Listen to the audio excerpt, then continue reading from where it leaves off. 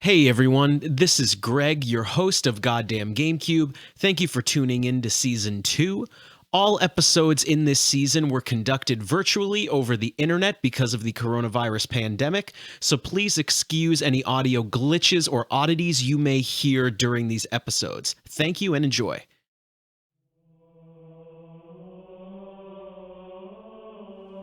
Hey everybody, thank you for tuning in to another episode of Goddamn Gamecube. This is the final episode in our Halo retrospective. We're unfortunately talking about Halo 5 today. Your hosts are Greg and Beppy. We got Derek and we got Nick, not my brother Nick, but our guest Nick is in the house again. So I didn't like this game at all. I hated it. I'm going to give it away to Beppy, but... Good night, everybody. Yeah, good night, everybody. Yeah, so for a little bit of insight, I was so bored playing this game with Beppy for the first time that we just talked about our dentists the entire time. Some medical specialties. Why don't you take it? Yeah, I mean, this game, I started out pretty much... Something interesting about it is that it fulfilled a lot of my expectations, because sometimes I just, like, in between...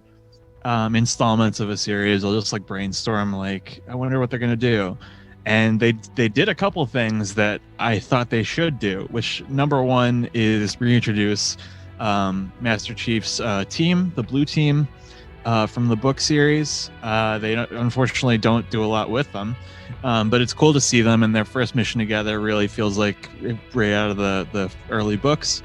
The other thing was reintroducing the Arbiter, which they also don't do much with, and going to the elite homeworld.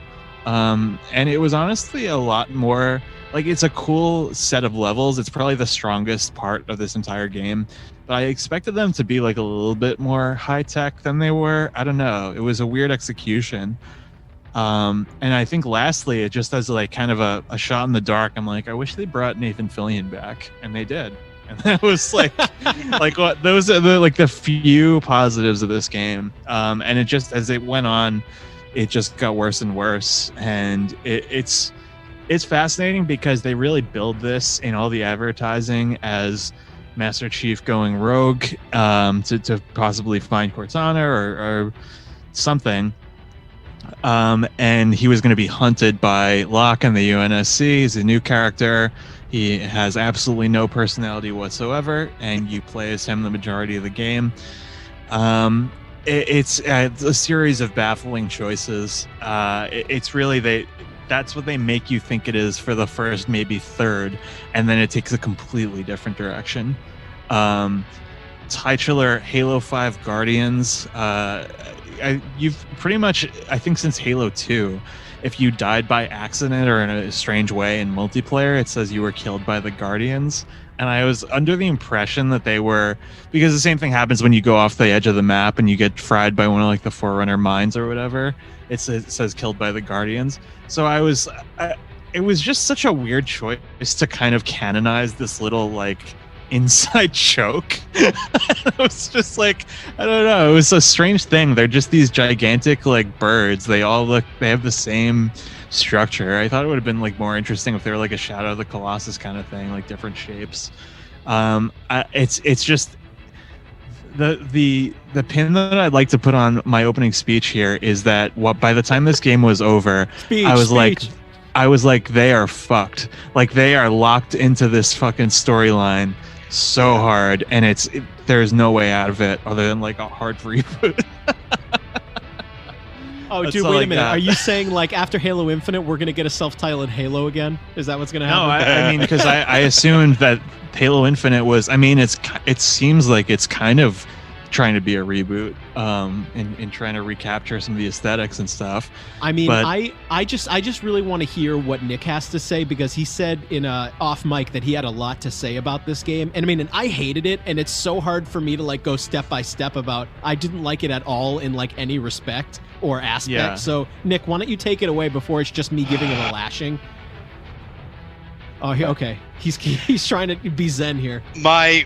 So I would have to really, to give you a point by point, I'd have to go back through our group chat about this, because but no, let me just, so I went back and replayed this game for the first time since it came out, as is the last little cram for this, and replaying it My assessment, my sort of standard, just like summary assessment. This game should have been entirely about blue team. Osiris should not exist, or they should exist as NPCs who you encounter a couple of times. Yeah.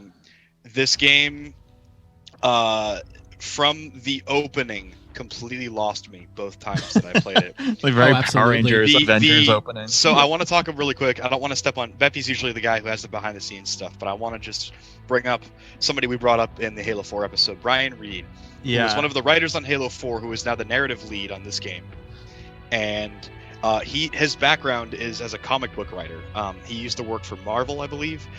His first Halo-related project was a comic book adaptation of the Eric Nyland novel, The Fall of Reach, which was the first Halo novel. It actually came out before Combat Evolved. It's a terrific book, even like outside of Halo. Yes, it is a great military science fiction novel. Anyway, so my theory about why Halo 5 is so bad is because he brought this like comic influence onto it. This like fucking so comic books, not to go on a too big of a tangent, but comic books are visually different than other things.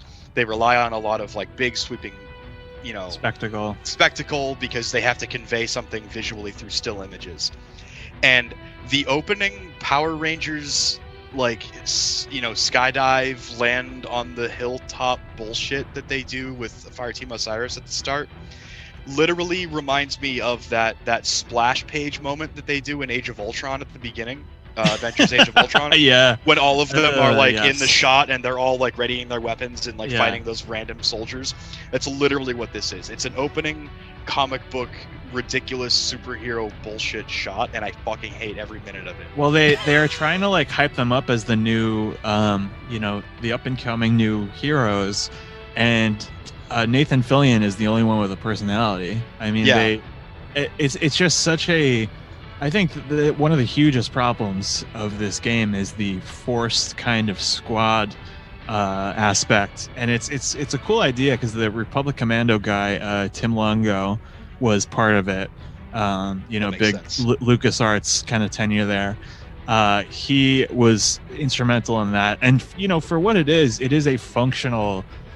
You know, there's some shitty AI, but it's a more or less functional squad system. If this game had been Republic Commando with Blue Team and that was the entire game, I would have been fine with that because maybe a prequel. what little time you do spend with them, and this may be the book bias coming in because I know something about each of these characters, Kelly, Linda, and Fred. But like they do display a certain camaraderie and a certain sort of personality when they're with the chief and everything, and like. One thing that I mentioned to you guys in the group chat is I really like that at the beginning when Chief finds out that Cortana's still around and he's like, okay, well we're gonna go after her. They are immediately like, yeah, okay. And I know that probably rubs some people the wrong way in terms of like, well that's dumb. Why would they just immediately believe that? But Locke even says so later, and I forgot about this when I was saying this before, but Locke even says so later. These guys and gals grew up together from the age of between like 6 and 8 years old. Yeah. And were trained from childhood to be soldiers and went through all of these horrific augmentation processes and combat training and have been fighting wars since they were like 13 years old or 12 years old. So for them to look at their commanding officer and they're basically their best friend and he's like, we're going to do this. And they're immediately just like, yep. No question. We're just gonna, I think that's perfect. I think that is perfect that Blue Team does that because that just shows, for better or worse, how devoted they are to their unit, like their friendship. Or their family, basically. I mean, Locke even says, you know, they're not a combat unit, they're family. And I was like, wow, Locke, that's like the one good line you have in this game. Now stop talking, please. Oh my God. You know, but it sucks because there's no moments of like in Halo 1, like the isolation of just you and Cortana and just kind of, it really limits like the emotional palette that you can experience in a game like this, especially, you know.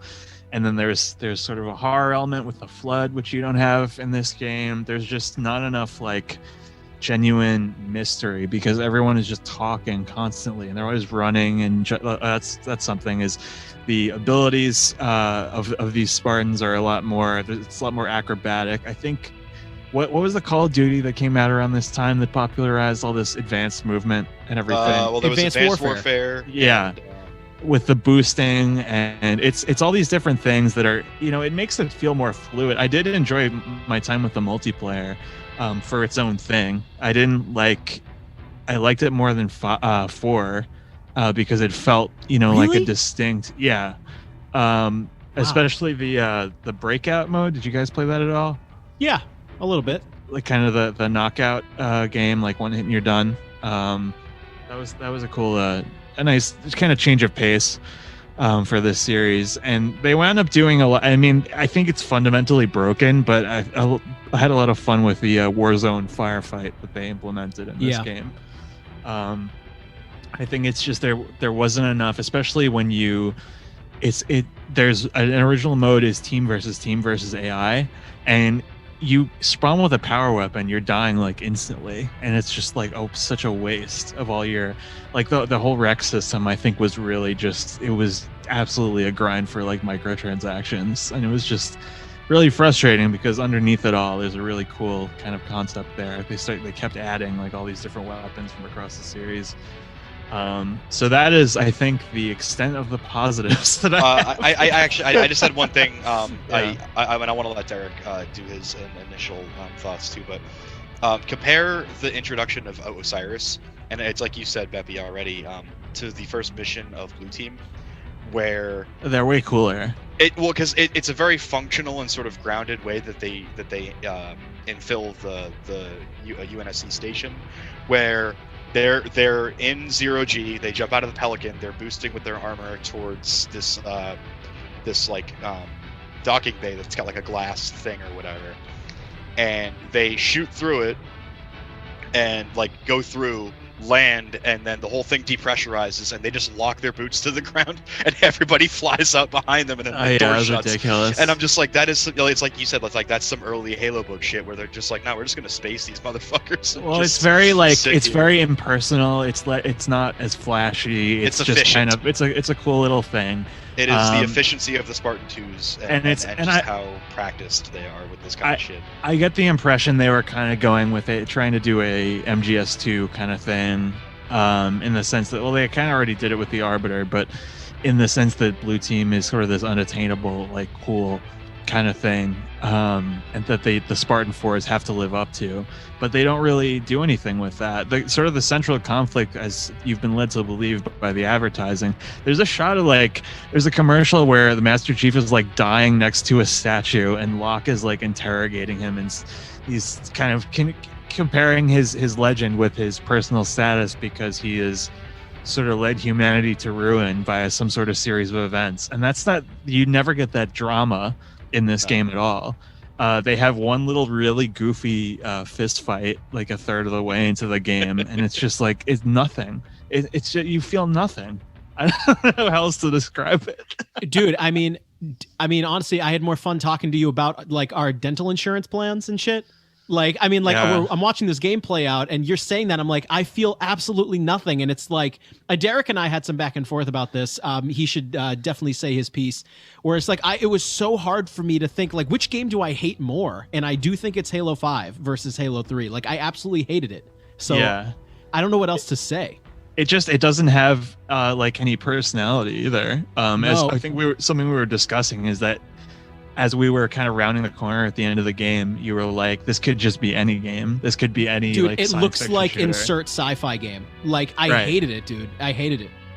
So yeah, Derek, deep breath. Here we go. This game's bad. It's very, very, like, historically not good. Tell us why. I in the previous podcast, I opined that Halo 4 didn't feel enough like Halo Halo 5 doesn't feel like Halo pretty much anywhere. Like Greg said, it's just insert sci-fi game here. This game completely derails what could have been a great trilogy, and to continue along, Greg's sort of through line there about which one is worse, Halo 3 or Halo 5. Here's how I compared the two. So Halo 3, I think, suffers the most from just being lazy. Like it's a compilation of potentially good ideas that are just executed poorly, or just just ideas that aren't just fleshed out enough and are just they just sort of phoned in. Halo 5 is a compilation of really bad ideas that they went all in on. so yeah, I think we found our description for the episode. Thanks. Yes. So, it's right off the bat. Well, not right off the bat, but the first thing that sort of comes to mind is, they revive Cortana, which completely undermines the significance of her death at the end of the previous game. What made me, so interested to play this game, like in anticipation of its release, is, Chief learning how to just sort of move forward without her. Kind of do like my accidental Boston accent there. Move forward. Moving forward without Cortana. But Marty Walsh. Go Sox. That's why I wanted the blue team and the Arbiter to come back to kind of fill out that space that was missing with her. But I mean, she's still alive, and she's the big spoiler is that she's bad now, and that's like they reveal that pretty close to the end of the game, and she is trying to take over the galaxy now for some reason. Whose idea was that to make her a villain? Like as if Brian Reed probably. Yeah, I don't want to put it all on him though, because it takes a whole company to sign off on this. No, it does. Know what I mean? But that just feels like some comic book villain shit. Yes. Well, Death of Superman, just like it's completely invalidated 1 week later. Because the whole thing with Cortana, I don't mind in theory the idea that they have for her, which is that the Forerunner shit that she interfaced with cured her rampancy, and now she's like, oh, this doesn't have to happen. But I think that should have been a much more grassroots sort of thing, where it's like you have another threat, but then you're finding bits and pieces of like, oh wait, there's AI here that are just not doing what they're supposed to do, and all this stuff. But like, make it a contained thing that's trying to spread, and don't give her access to all of this Forerunner apocalyptic shit. Do you know what my problem was that with the marketing for Halo 3, at the end of Halo 2, they kind of hint that Cortana is somehow going to suffer because she's kind of reaching the end of her lifespan. And my thoughts were like, okay, so she's pretty much going to either die or go rogue, because they hint at rampancy as an AI kind of thing pretty frequently up to that point in the lore. As well as a lot of sort of thematic callbacks to Marathon, their earlier series, which was a bunch of rogue AI.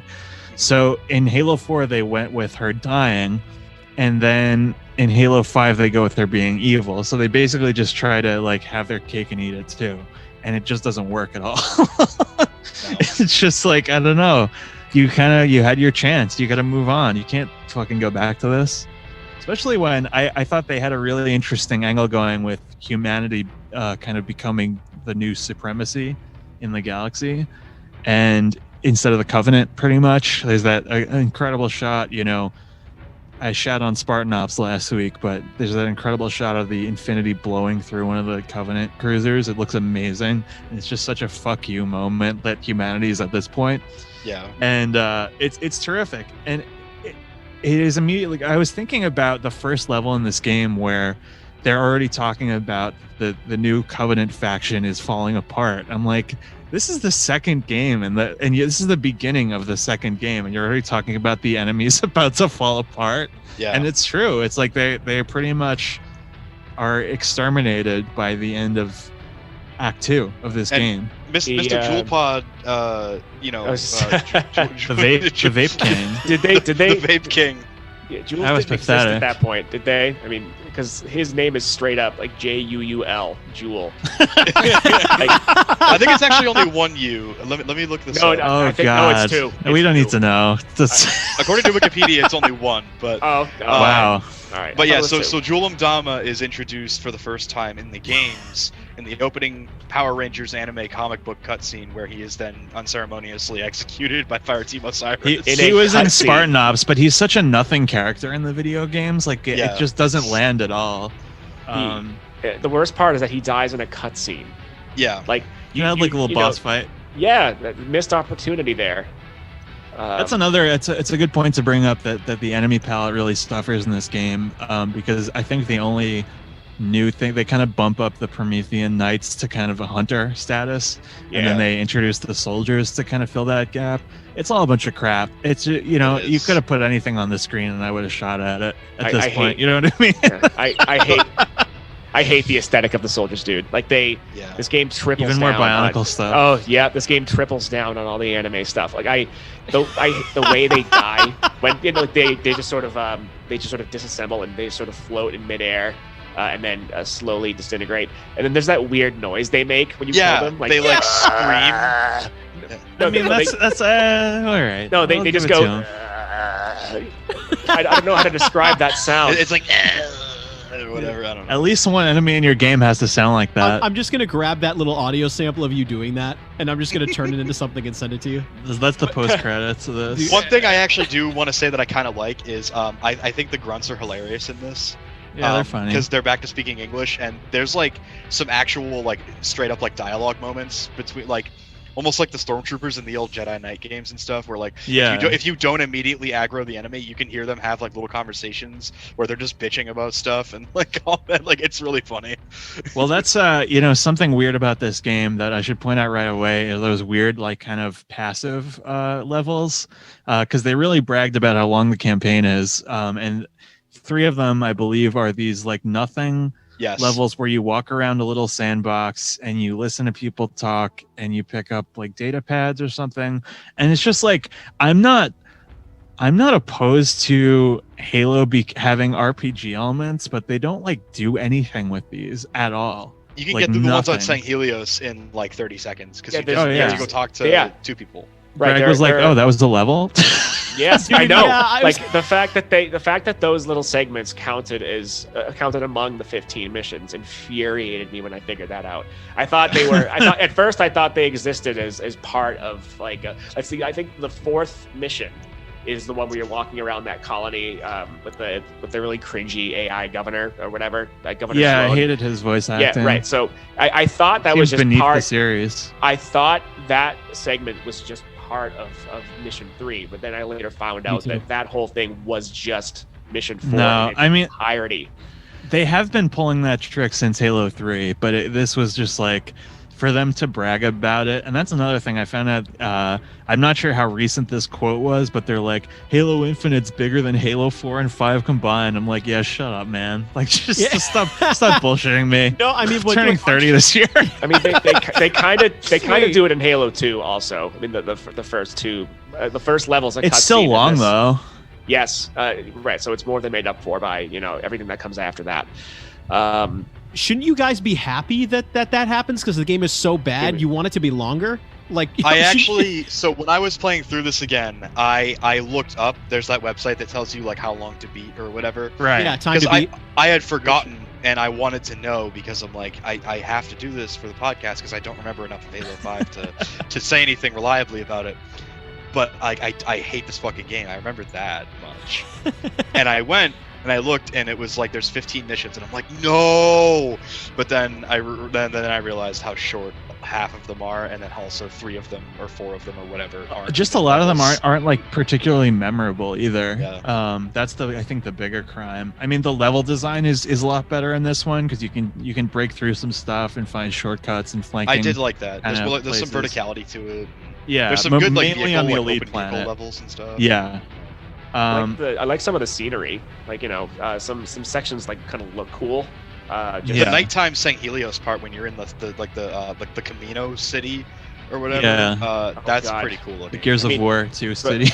I mean, none of it looked or felt like Halo, but I guess No. some areas on their own, were nice. To It look was at interesting least. in a vacuum of like, oh, this is a planet. So the I mean, contractors did a good city. job with that one. But Yes. but it's like my main issue with the fact that 3 out of the 15 missions are just those short RPG segments. I mean, sure, like it makes the game shorter, which is better for my mental well-being if I'm going to replay it. But my main gripe with shit like that is it's just I don't like being lied to. It's like I was promised 15 missions. I was promised 15 missions. Really, I got 12. Welcome to modern AAA gaming. So I guess which is a nice segue into how utterly dishonest the marketing campaign was for this game. It was this really interesting, so Debbie mentioned that trailer where Master Chief is sort of he's sort of incapacitated and he's sort of leaning against like a statue of himself. And it's just rubble all around them, and it looks like very post-apocalyptic. And then Locke is sort of approaching him slowly, and is like, "Was everything you've ever fought for worth it?" or something like that. It's like, "And now I must save us from you." And then there's a parallel trailer to that where Locke is in the position that Chief is in, and then Chief is walking toward him. So it's like I was expecting some sort of like a similar, because we all knew we were going to play as a new character in this game. But I was expecting a similar sort of like dichotomy, like this, similar to the one that we had between Chief and Arbiter, where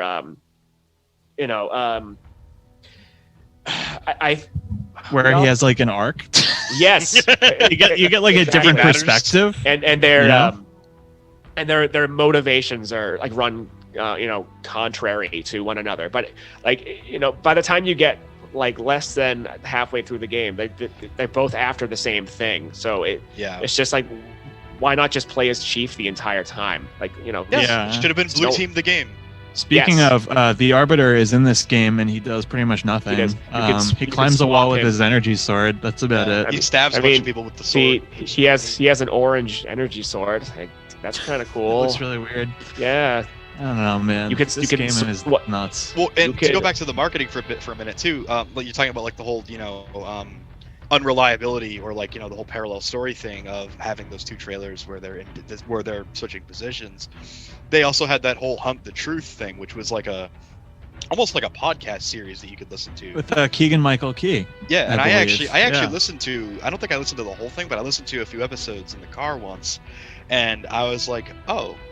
Okay, so they're going with an unreliable narrator, sort of like murky thing where it's like, oh no, Master Chief's gone rogue. We gotta we gotta cover this up. Like no one's gonna actually know what happened except you when you play the game, or something like that. And or you might have a perspective where when you're not with Chief, you actually don't know what's happening with him. So when you go back, you're like, what the hell did we just do? Like, what is Blue Team doing? But they don't do that. You're given all the information.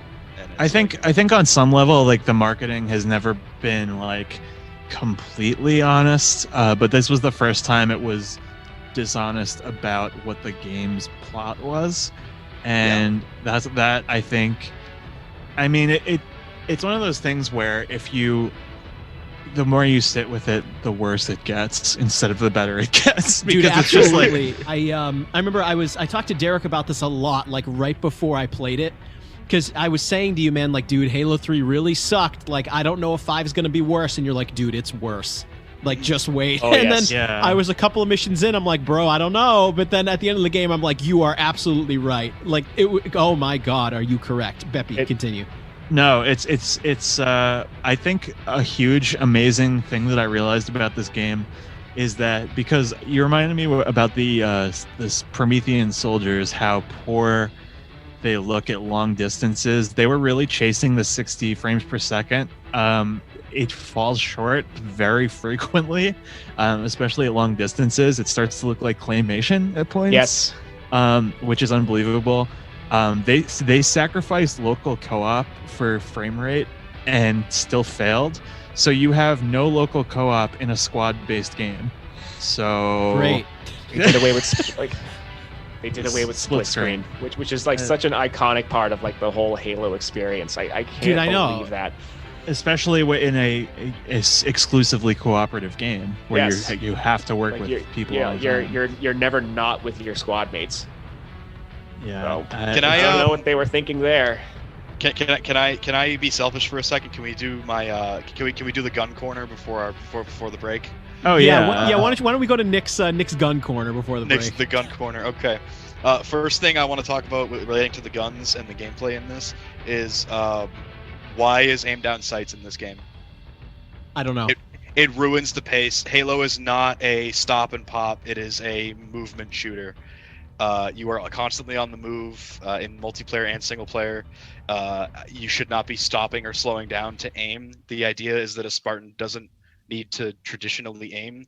They have systems in their suit to help them aim, linked with the weapon. Like you don't need to aim down sights if you're not if you're not a Marine or something. Like actually, to build on that, something I didn't think about was I initially believed that in some small way each character in the campaign has a not even explained difference in their gameplay. Like one of them can run faster, one of them has an increased motion tracker range. They don't explain any of this to you when you're no.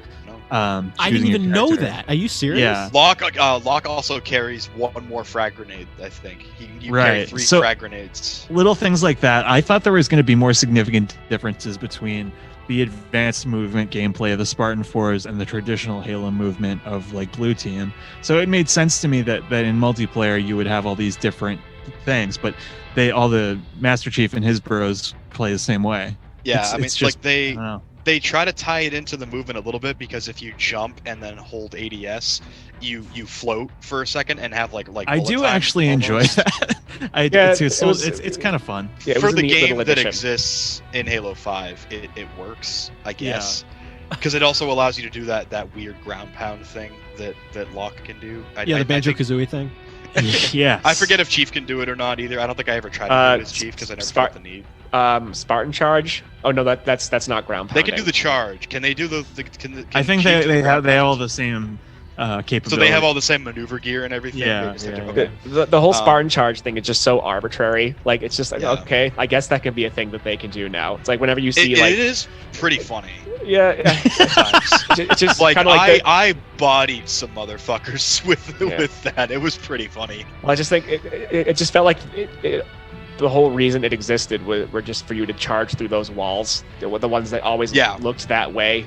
It just feel like it's such an arbitrary, very like half-baked idea. To finish up on the guns real quick. So I think 343's continued love with the human weapons carries over. They brought the SMG back, with like a redesign kind of. And I don't mind the redesign. It kind of has a P90 aesthetic to it, which if you don't know, if you never watched Stargate or played like Counter-Strike, it has a dorsal, or COD 4, it has a dorsal magazine, so it loads on the top instead of the side like the regular SMG. I think it looks pretty cool. But I think a lot of the weapons just didn't sound very good. They didn't sound very good. The shotgun is available in like 1 or 2 levels. It disappears, and it's not great, but it's fine, I guess. I don't know. My biggest gripe with the weapons in this game, they made the storm rifle a little better. I actually was using the storm rifle a fair amount. The suppressor is better. The suppressor is better. Making weapons have a little bit of an upgrade. The bolt shot is way better, although it's a little. They changed it. Now it's like it's homing burst. It's like a homing burst, which kind of breaks the game a little bit. This is also the one where they got rid of the traditional rocket launcher, though. It's now and it looks like a real world one now. It's not a spanker anymore. It looks like a AT4. I mean, that's one nice thing is that as the aforementioned Warzone, they brought a lot of those old weapons back, so at least you can experience some of them that way. But you just remind me of the shotgun, because I saw an article like just tonight. Talking about how they're doing away with the shotgun in Infinite because people don't use the normal shotgun that much, and I'm like, I feel like because it sucks. I know, and I feel like that this is like it's like a fucking stock market thing. Like they planned this, like they made it worse and worse, and so now we have to consider the alternative. Well, but my ultimate point with the weapons is this game forces you in so many instances to use the Promethean weapons and nothing else. Every level as the Chief, you start with an assault rifle and a Magnum. Greg and I were talking about that. You have to fucking drop them, and you basically need to main like the suppressor or the light rifle or something, and then Because pick up like there's almost no, I believe, no Marines to. there's no Marines like almost ever in this game. There's And there's some no humans. like Pelican weapon drops like there were in previous games. No. So In the last level or like the last few levels, they do that thing where like the AI exuberant whatever is like, I brought in some weapons for you guys and stuff, and like so there's limited pickups of human weapons, but like there's nothing. Like, you are using Promethean weapons or you are not having a good time, and I'm still not having a good time. But like I don't like in Halo, I don't like being forced to use the thing you want me to use. I like being able to use what I want, and that's what the game is built around. I agree. yeah, I think previous games just did a lot better keeping the sandbox fresh beginning to end. Yeah. So we're just gonna touch on some, I guess, story lowlights at this point. I don't have a lot left to say. Just I think the general structure is really uninteresting, unengaging. Nick, you wanted to say a few words about Fireteam Osiris. They're the main sort of team in this game. Yeah, you couldn't have picked worse protagonists. I mean, Buck carries everything, and Buck is, he was one of the main characters of ODST. He was an ODST at one point. Now he's been upgraded to the Spartan 4 program, and he's kind of the only one with a personality on Osiris. The only other interesting thing I think is what's her name? Vale. Yeah, she can talk to elites. She's like an anthropologist kind of. So she has studied the Sangheili, the elites, and she can speak their language and stuff. And they don't really do anything with that. And they introduce it in a very clumsy way because she's able to do it. And then Tanaka, who is the other female character on Osiris, and then Locke is the leader. Tanaka kind of clumsily like asks her, and it's like, I know Osiris hasn't been together terribly long by the events of this game, but you would think that these four people would know enough about each other to know why they each specialize in what they specialize in. Yeah. Like if I met somebody in my team that knew how to talk to aliens, the first thing I would ask them is, how do you know how to talk to aliens? And it's a very clumsy way to introduce it to the player, and I don't understand why they didn't just have her do it and just kind of have that be a thing of like, yeah, we know that she's an anthropology specialist. You could have like, because the other games do it more successfully, where or like Buck would be like, there's that elite, training coming in or something like that, yeah, or just comment, I never asked you, how did that, or you could even have one of the elites be like, how do you know how to speak Sangheili, and then she explains or whatever. Like, that would be way better. I think it reflects a larger problem with these 8 main characters, that few of them have like any agency, or you don't really get how they feel about the proceedings, if at all. In terms of, I think Master Chief is pretty much the only one with a discernible motive. Locke he just stops caring after they get in a fight and he gets defeated. He pretty much just ends the game as a more ardent believer in the Master Chief. And it's just really, they don't do anything with it. It's just like a very kind of, so this was the point of this game. Okay. Yeah. Well, I mean, like, I don't know. I wasn't latching on to anybody. Well, Tanaka's speech too pisses me off. Like kind of the oorah, like final battle speech, completely unearned. That character is such a nothing character. We don't care about anything that's been going on, and when they try to do this whole like pump you up before the final battle thing, it just doesn't land at all. Dude, this is the same franchise as Sergeant Johnson. Like, are you kidding me? Like, they couldn't put something like that together? Holy shit. It should have been Buck. Buck is the only one that we give a shit about, and he's like the funny one. Like, he could have come up with something way better. You just it's one of those things where they act like these people have a stronger, more visceral bond than they do, and it's just not there, and it's really frustrating. I think, like I said, the Elite Homeworld is kind of cool looking. Just not a lot kind of going on there. You do team up with some of them at some points, and there's a female elite who's like your mission control kind of at one point, right? When you first I mean, land like there's little sort of flirtations with new ideas, but it's, again, I feel like the limited enemy palette, it's all just kind of feels the same to me. Like, the whole game is just a grind. There's that new Forerunner planet, which looks kind of cool at first, and then there's really nothing else to it. Genesis. Yep. I don't really like the monitor at all. I guess at least she has a personality, but that was what I said before. You know what I mean? She seemed to be enjoying herself, so I was like, all right, fine. At least somebody is. At least somebody is. Yeah, and there's Jesus Christ. I don't know even. There's so many like kind of not QuickTime events, but like they turn gameplay into cinema for like 2 seconds. Yeah. When like a walkway is falling apart, it really takes me out of it. I hate it. I hate it when that happens. There were several times throughout this where I was like, I could have done that. Why did you not let me do that? Exactly. Yeah. And I like the idea of the glassed colony. I think that's a cool concept in the space elevator and all that, but it's just like, I don't know. There's nobody has any strong feelings about it. It doesn't make you kind of, it was a good opportunity to kind of show how far they've come, and I don't know. And in some ways, not at all. I don't know. It's just, it doesn't come together at all. I think Greg had a great pin on it as we were kind of wrapping things up, in that it's sometimes they just don't have it. Oh yeah, you mean my speech about how like sometimes you get a creative product to the best you can make it, but you just don't have it. Like it just inherently is not going to be good enough, or maybe someone you have in charge of the project just doesn't get it, or like, and it doesn't really matter how much feedback you give or what kind of critique you could give, they just can't hack it. You know what I mean? And that's what this game feels like to me. It's like, listen, if you put the disc in, it spins, like it plays fine. Sure. And it's like, it's fine. Never crashed for me. No, so I'll give it that. And it's like, it's like it looks fine, like it plays fine, like it's fine, but like I don't know, if you don't have it, you don't have it. And I don't know that I said that to you a lot when we were playing this. You can't hack it, man. It's okay, like it's all right. It's just not very good. It's just kind of shit. No, it's not very good. Like, what do you want me to say? It did. This is something that I was going to incite the Glassdoor reviews of 343 Industries here. I mean, I don't know how reliable those can necessarily be, but allegedly they use a lot of kind of part-time contractors for a lot of their work, and it shows. There's not that passion.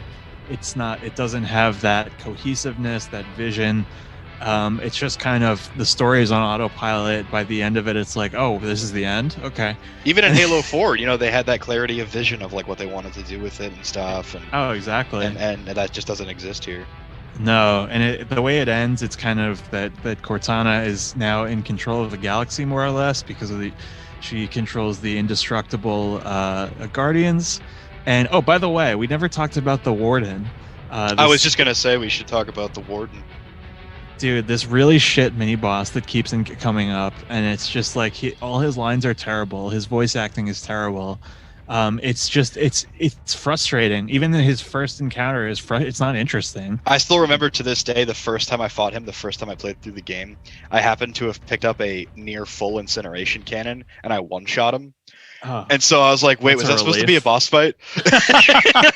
Because I just disintegrated him, and I was like, okay. Dude, I hated those encounters. They were so fucking punishing. So lame. I had to listen to his lines over and over again. Well, yeah, the delay effect they put on his voice. I had to turn the subtitles on to understand him. So again, I did have subtitles in this game. You gotta give that one. Someone say Greg. Subtitles? No. Yeah. I mean, I hate. This was the first time I think since Halo 1 that they had. I'm so subtitles. glad that the story of this game was fully subtitled for me to read. Yes, so it's clear. No, that's really the thing, man. I think the story, ultimately suffers from being just too plot heavy. I think as the second act in the trilogy, it needs to be more character driven or character centric. I mean, I think enough new lore was introduced in Halo 4 that I think all Halo 5 should have been plot wise was just sort of expanding upon where Halo 4 left off. But it's this would have left way more time for stronger character moments or developments that would have made us relate to these new people in some meaningful way, other than just having them sort of be there. Especially the new character you play as for most of the game, like Spartan Lock. He's essentially the main character in this game, and he is the most one-dimensional cardboard cutout of a man imaginable. They the Arbiter had an arc Lock does not.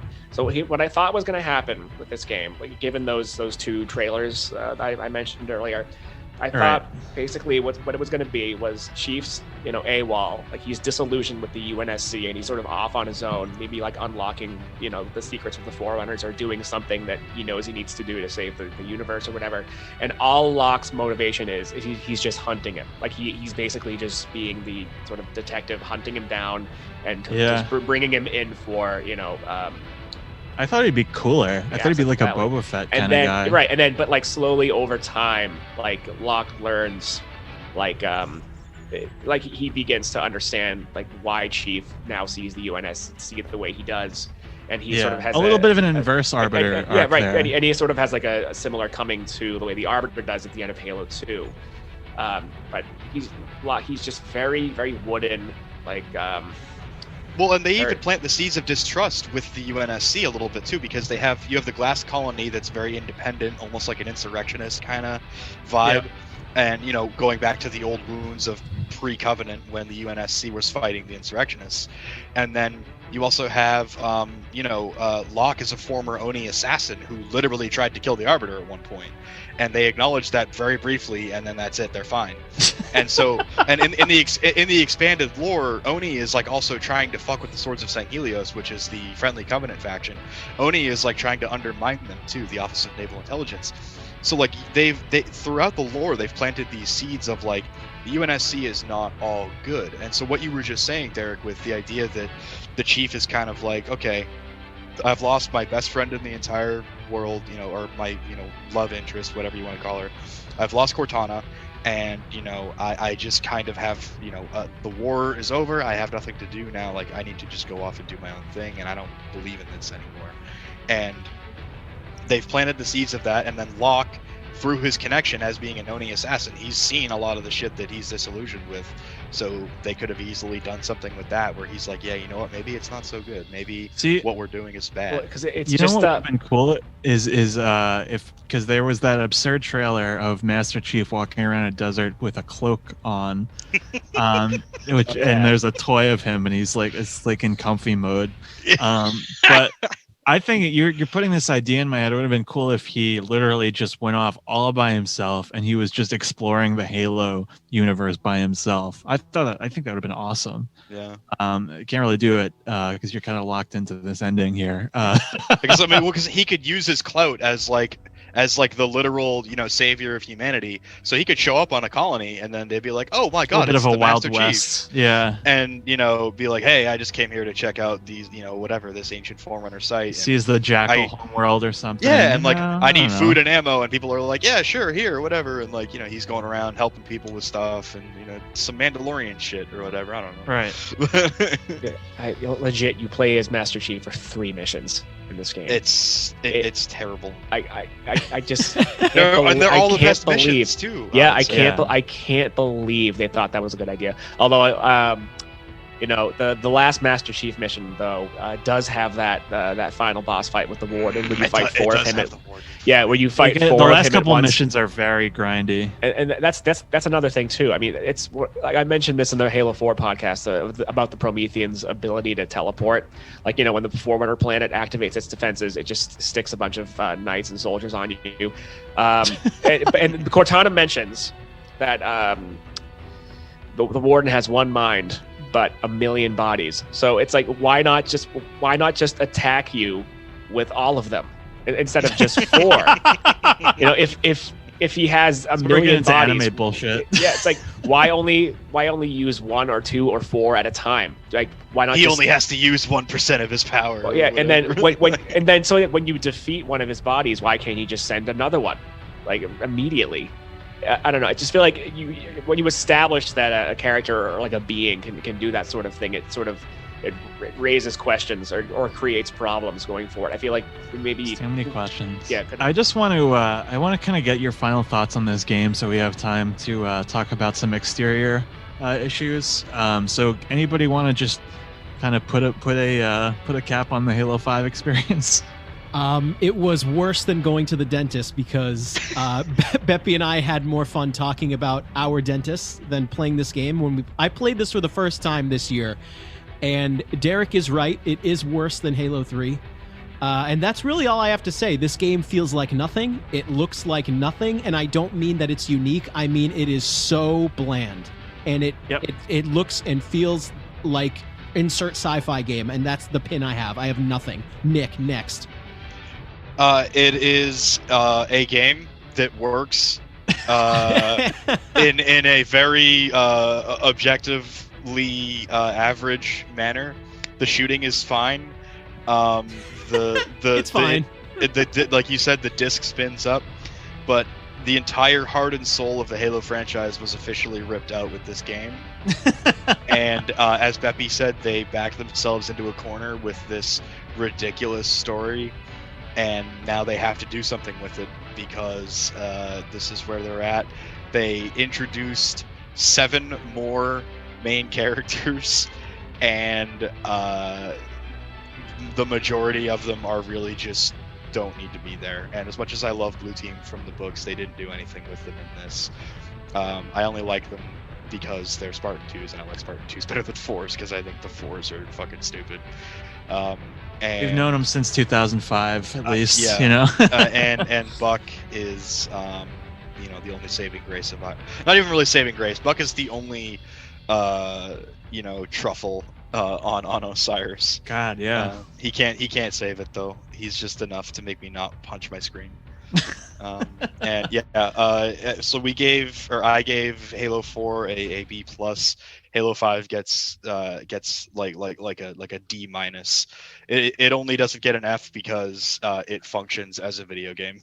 That's my review, dude. Derek, hit it. It works. I mean, it's not buggy, I guess. It never really glitched out on me. I mean, the only thing is just that when the farther away enemies are, the more they look like stop motion animation, which is astounding considering that it's the first Halo entry into like the I guess now the previous generation of consoles. But it in many areas it looks worse than Xbox 360. Do you remember the scene? I think it's in the lead up to the fist fight that Chief. Yeah, like the lava cave. The lava looks worse than the emulsion in Gears of War. The lava looks so unbelievably bad. And it's just like it came out in 2015 and right, it's just unacceptable for a game. Oh my god, it was ugly. Right, this game was supposed to sort of be like the sort of the release title, or launch title, I should say, for like that console. Like you'd think they would have. I mean, I don't know. I guess in most areas the game looks fine, but it's like just little things like that. And I don't think it's unreasonable to expect that we wouldn't see sort of visual flaws like that. But anyway, yes. So some of the guns are cool. I like the Norfang, the sniper you use for like 5 minutes. Sniper rifle. And then the answer. Remember that one, which is just like a saw, but it's like red instead of orange. The saw is still good. Yeah, saw's still good. So yeah, it's just playing this game. I felt nothing, or just pure rage. It was sort of wavered between those two things. The two heights of emotion. I chucked it in 2 play sessions because I wanted it to be over with as soon as possible, so I could go back to playing Cyberpunk. Nice. Wow, Cyberpunk. Holy shit. It's like I don't know why they introduced Lock, if only to do absolutely nothing with him character-wise. Like he's just such. I think it's just kind of like a waste of potential in general. I mean, they built up a cool story direction with 4 and just kind of threw it all away. Yep. So Halo 6 is going to be, or I guess Halo Infinite. I have a feeling that they're just gonna throw all the loose ends from Halo 5 out the window, like as fast as possible, and just like start a new story. I mean, we'll see. I want to kind of bring up that this game, Halo 5, was right on the heels of the Master Chief Collection, which is a functional game now. But when it came out, it was like you could not find a match anywhere. It was unbelievable how poorly launched that game was. The campaigns all functioned fine. Halo 2 Anniversary was great. But they only made this a working game, in my experience, last year. So that was 6 years. That's really bad. It's fucking bad. Mercifully, it is now on PC. It's on Steam. I'm having a great time with it. They now have cross-platform with Xbox. It's tremendous. It's everything it ever should have been. It's every game up through 4 on there. But at the time, like, this was a very, very kind of oops era for 343 Industries. Like, it was, and you know, year after year went by where we didn't hear about anything meaningful about Halo Infinite. And now we are seemingly on the release here after, I believe Greg and I spoke a little bit about our kind of first impressions of that trailer. So I want to acknowledge that we've all seen that and we all know how funny it is. But I just want to talk a little bit about some of the confirmed stuff in that game and how you guys feel about it. So there's still sprinting, which I don't know how everybody kind of falls down on that. Yeah, it's fine. I don't mind it. I don't mind it at least in the campaign. As long as they design the multiplayer in an intelligent way around it, I'm fine with it as well. But I've always been of the opinion that the Spartans, if you're running at their fastest speed, are running, and that's what they should be doing. Yeah. Well, but wait, because this brings me to like a point you made in like one of the previous podcasts, which was I think you mentioned that because they introduced sprint, that now their normal running pace is now slower compared to that of the previous entries. I don't think that's the case. I mean, it seems like when you're just running and not sprinting, it feels as fast as, you know, it did in Halo 1, 2, or 3. I don't think they slowed you down to compensate for how much faster the sprinting was. I mean, I could be wrong. I could be wrong on that, but what they did do was change the way the multiplayer maps are designed, because now you can run around faster on foot. You don't need vehicles, and so the engagement distances are further, but like the shooting doesn't compensate for that because, you know, with how bullet spongy people are in this game, you know, it's not like Call of Duty where you can have long engagement distances because you can, you know, 3-4 rounds, 5 rounds and kill somebody. Halo, even if you get a headshot, unless it's with a sniper rifle, they're going to be around. You know, you got to finish them off. So, yeah, having big maps and large engagement distances and not having vehicles or a lot of options for quickly killing somebody at range, it maybe people find that entertaining, but I don't. I always liked the tighter maps of the original game, and obviously Combat Evolved had things like Blood Gulch, Sidewinder, and, you know, bigger maps, but they had vehicles and there were sniper rifles and all that stuff. That's the thing, is that you can always turn sprint off, but you like not necessarily the map design won't, you know, follow. Yeah, you'd have to like go to like Forge to kind of have that same experience. And I'm assuming the same thing is going to happen. I'm not sure how prevalent that grappling hook is going to be in multiplayer. I'm like in for it in campaign, like, sure, like, let's do something different. But Greg and I have been talking about that it's just kind of ripping off Doom Eternal with the grappling hook in that game. Beppy, do you remember the idea that I took from Halo 5 that I said they should have just replaced the grappling hook with? You ready for my galaxy brain idea? Was it Halo 4 or Halo 5? 5. I don't remember. You remember in 5, I think there's a moment when is it the Arbiter? Am I crazy? Or is it just it's the Arbiter? It's the Arbiter. He literally puts an energy sword into a wall and climbs with it. Just do that. Like, you already showed it. You already showed it on screen. Like, yeah, you could have kept it in the universe and let you climb with an energy sword. I don't know. I don't work there, but I don't know. You already did it. It's something. Make it like a gauntlet blade that they make in the new Spartan armor, and you can just I don't know. I don't know. Go ahead, Look, Beppy. What else? No, just the what really fell apart for me. The moment that trailer kind of fell apart. Was sort of seeing some of the new weapons they're coming out with, like that terrible new shotgun, the terrible new assault rifle that looks like a Scar or something. It just has no personality. It doesn't have any of that like Halo charm. Everything in Halo has to be bullpup. but that's just kind of like the I don't know why. I want to just get into that room and like shake them and say, what is wrong with you? Why are you doing this? Because it's just not working. No one is going to be attached to this weapon. It's like, it's not like, you know, when they introduced the DMR, it looks like a Halo weapon. You know what I mean? Like it's very clearly, you know, not 500 years in the future. This franchise like doesn't need any more generic watering blemishes. down. You don't need. It's the opposite, man. Like when I think of Halo as a kid, I think about the needler and driving around a ghost. Like that's what I remember. Not I found gun that looks like real life gun. Like that's not really like that and Halo the pistol to me. And and like as the gun guy, like when I saw that trailer and he picked up a pistol and it looked like a fucking SIG 320 or something, I'm like, I have that in my safe. I don't need this in a Halo game.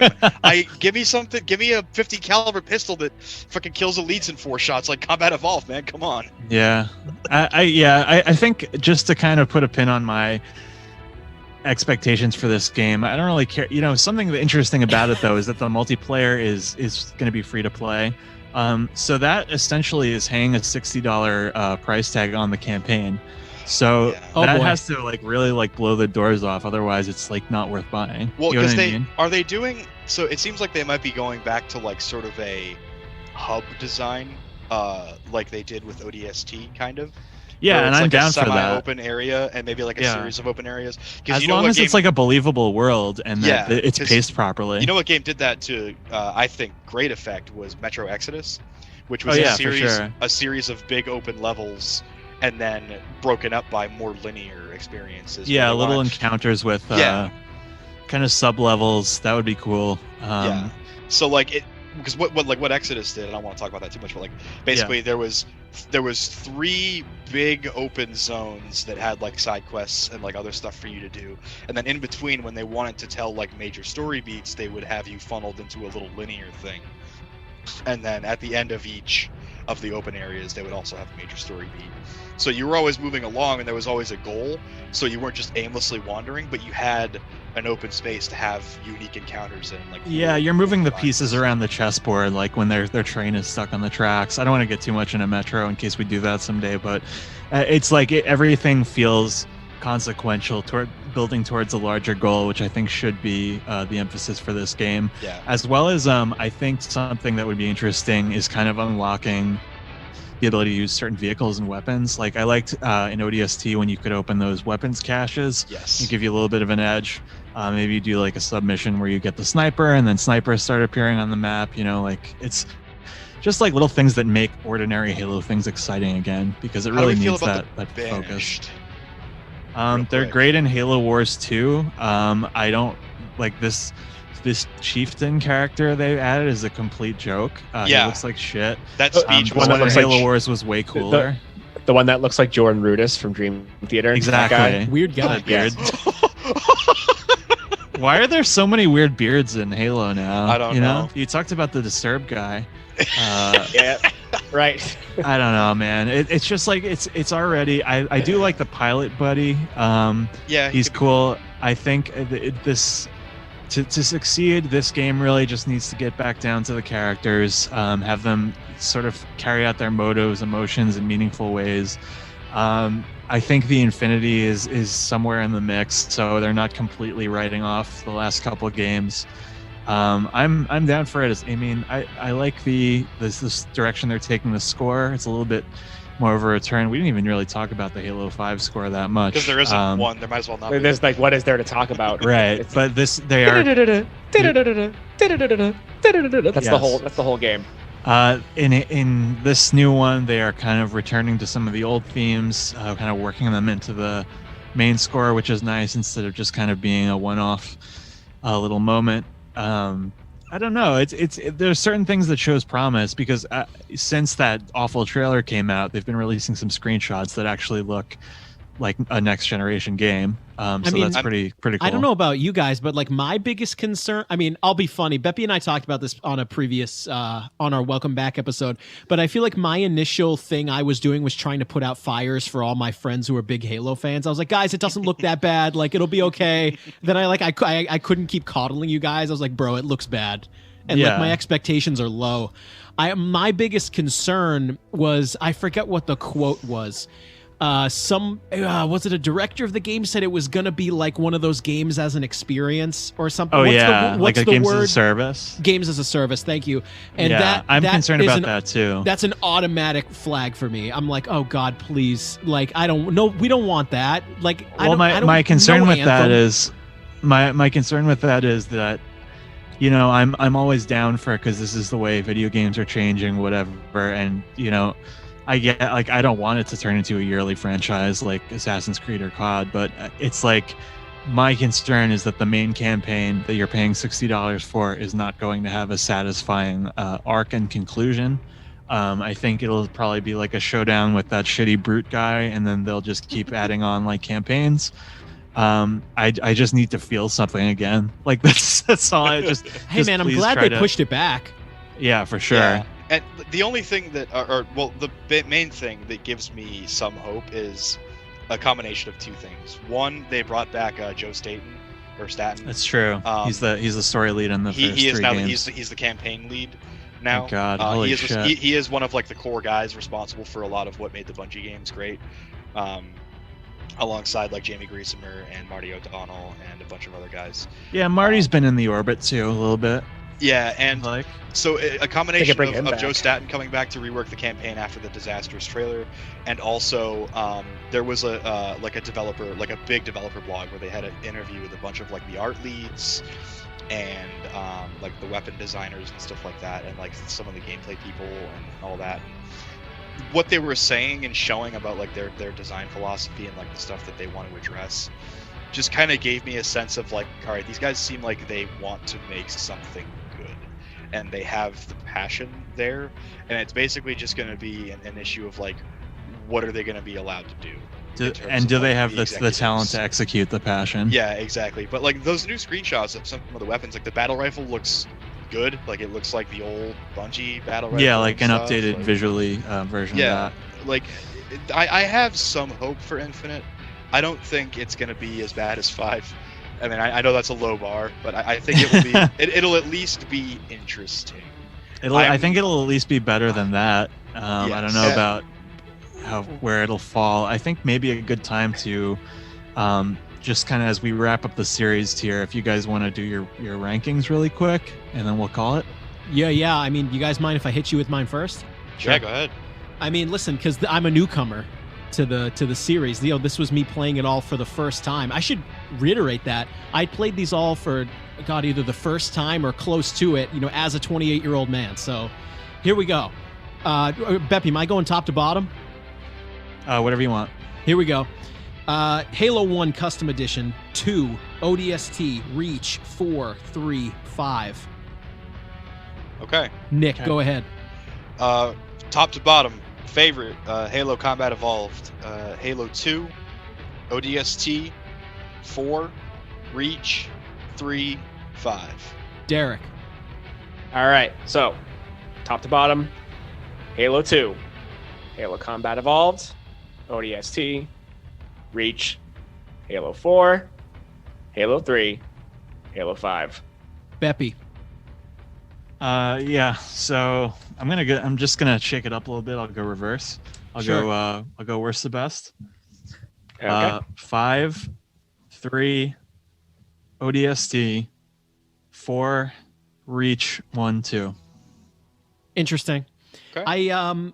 Did we all universally agree 5 is the worst? Was Yes. 5 at the I think bottom so. of everybody's Yes, list? it was. And I think 3 is the second. I think worst for 3 is everybody. the second for everybody too. Yeah, that's interesting. Nice. So anyway, now that we're coming up against it, you know, this was like an exhaustive retrospective. I think this was the longest one we've done so far. Am I right? I know Beppy, you put a ton I think of Souls research Souls into was the it's on par with Souls. No, and I took a lot of time to play through these games for the first time, and it was an experience for sure, like for better or worse. And you know, some of these games absolutely to me came off as dated because I just didn't play them in their heyday, which is fine. Yeah. I actually had a lot of fun playing multiplayer with like my girlfriend got involved and played some multiplayer. Some of my friends from high school I haven't talked to in a long time. We played a little bit. So that was kind of fun this summer doing that. But hey, Beppy, thanks for giving me the nudge to go through these for the first time because it was an experience. So that's all I have to say. Beppy, why don't you put a lot of work into this, so why don't you take it from here, whatever you want to say. No, I appreciate everyone agreeing to this because it was pretty exhaustive. It took a long time too because this is our first kind of major series that we're tackling after the break. I think it's very close to my heart. I think the earlier games were all pretty high on our list, and I think the sort of summary of this series is that it deserves better. I think that's how I feel. How about you guys? Yeah, pretty much right with you on that one. No, I think, you saying it deserves better. I think you've been saying that throughout the past couple of episodes. I mean, you're definitely right. I mean, I know the three other guys in here are more passionate about the series than me, but like when I see like even the downfalls of 4 and then in 5 it gets even worse, and then when Infinite, you saw the trailer, it's like Jesus Christ, like what else can happen to this? No, and it's like something I do want to mention is like, if Halo Infinite is very good, Microsoft has finally something in the can over Sony, because they're getting killed, dude. Like, the one thing that Sony does not have is like a really killer, unique multiplayer game that is their own, right? Even though everybody's playing Fortnite anyway, so it doesn't fucking matter. But it's like, you have something, man. Like, you have Halo, and if Halo Infinite is bad, dude, you're fucked, man. I don't know what else you guys want from Xbox or from Halo. They'll get those Bethesda acquisitions up and running. Dude, that'll be their new thing. No, I was just going to say earlier that the Master Chief Collection and 5 were a big reason of why I went in on the Xbox One, and they were both fucking horrible disappointments. So yeah, I've learned my lesson, and thank God this new one is coming to PC. And let's hope for the best. We may be eating our words within a few months of this episode. One thing I do want to mention is okay, so have you all seen that action figure for Halo Infinite where the Brute is carrying Locke's helmet on his side, I forgot about that. implying that Locke dies? Right. So I mean, back to my earlier prediction, which is that I really do think that this game, since Halo 5 was met with like universal disdain, that they're going to try and just sort of wrap up all the loose ends from the end of that game as quickly as possible, so they could just sort of deviate and do a different thing. Which is why I'm gonna get us out of this mess. Like, I'm pretty sure that Locke dies pretty early into Halo Infinite. That's just my prediction. Because, I mean, when you introduce a new character and then do nothing with him, it's like, where is there to go from there? Do something or kill him, and that's how I feel about this series too.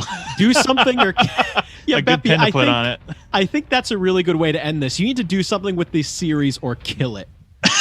Right? Thank you so much for all your wonderful hard work and contributions Thank here. you for Holy having shit, me. We're bumping up against it here, but we'll see again when this fucking game comes out, for better or worse.